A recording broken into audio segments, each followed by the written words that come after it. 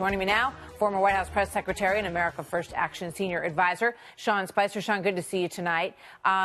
Good to see you. Lots of people in the pool, or talking about getting in the pool on the Democratic side. Your reaction to this Howard Schultz news first?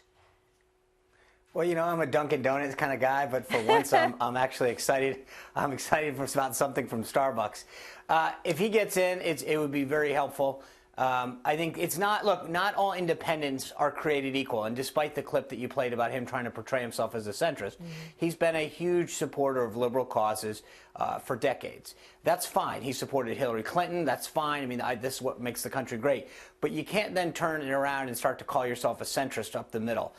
So him getting in would definitely be helpful to us as Republicans, because no matter what he wants to call himself, he has a long track record of supporting progressive causes and candidates that would really help us. So I am, as of this moment, going to become a big Starbucks fan. Well, you know, I'm sure he'll be thrilled about that. He said that, you know, there's 40% of Democrats in this country. The numbers really look like 39% independent, about that. Yeah.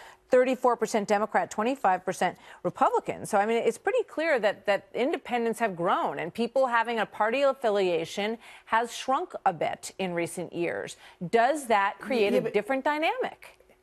No, and again, two things that I need to go back on. One is, as I said, all independents aren't created equal. You've got folks on the right and folks on the left that come in and just don't align with the party. That doesn't necessarily make them all the same, right? So in this case, he's coming into this race basically as a progressive Democrat that just doesn't want to go through their system.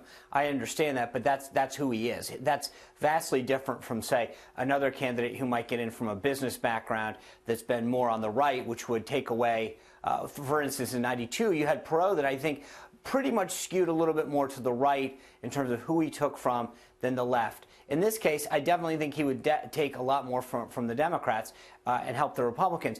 But the second thing that I think is also missing in this is that when you look at the numbers very rawly, as you did, which is how many people are registered, it looks like independents are up there. But when you actually break down independents, which is something that we did extensively at the RNC, we assigned a voter score to every single voter, you find that there's a lot of people who may not want to call themselves a Republican or a Democrat, but they have voted pretty much their lifetime as a Republican or a Democrat. They just don't like the label. So when you really drill down on most voters, they may not want to call themselves or align with a particular party, but they're truly not independents that get swayed each election.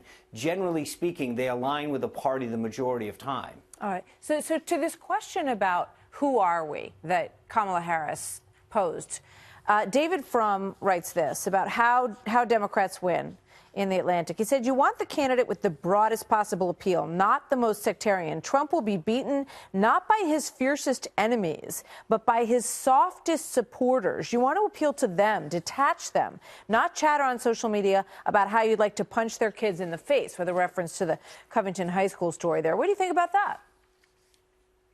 I'm not a big fan of David Frum, but he's kind of right.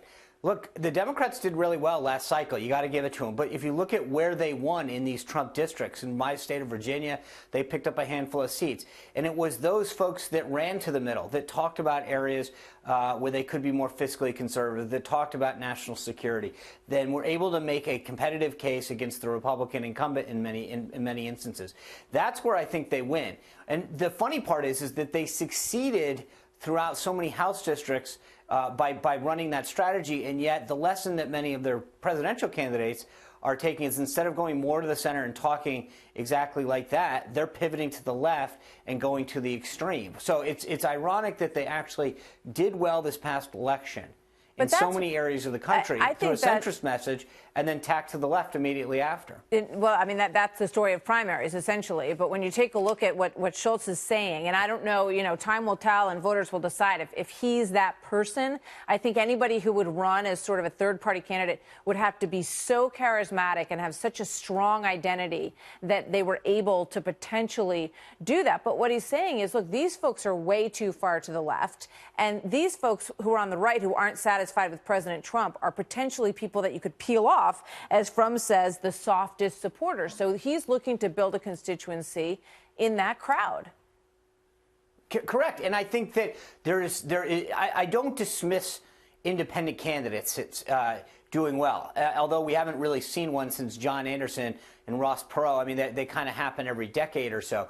But the reality is, I'm not one of these people that like Mike Bloomberg and everyone who dismisses them out of hand in terms of their ability to potentially win. Look, Donald Trump bested 17 amazing candidates, blew through the system when no one gave him a chance. So we are living in a world now where there are larger-than-life personalities that can do stuff.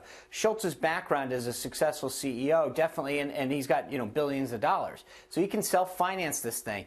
I think he's a credible candidate, don't get me wrong. I just think that his past history of doing this doesn't allow him to go after that right-leaning folks. He might be charismatic, but at the end of the day, they're going to say you're a progressive. I don't know. Yeah, I mean, that remains to be seen whether or not he really connects with people. Quick thought on Kamala Harris. When people think of crowd size, they sometimes think of you, Sean. And she had 20,000 people out there. Pretty impressive showing. She was in Oakland. She was in her home territory. What do you make of that in and of itself as a data point? Well, look, I hate to say this, but it was a big crowd, right? It was a big crowd. It was a really big crowd, and I give her credit. There are people that are exciting. She is someone who, there's no question, people are enthusiastic about on the left, and she has done a great job of energizing those folks.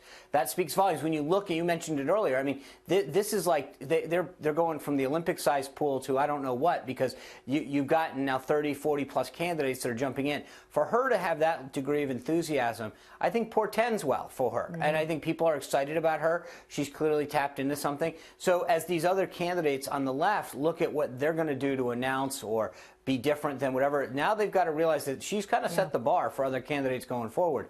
But she's done so. She's shown that you've got to have that combination of charisma, excitement, commitment to the extreme left.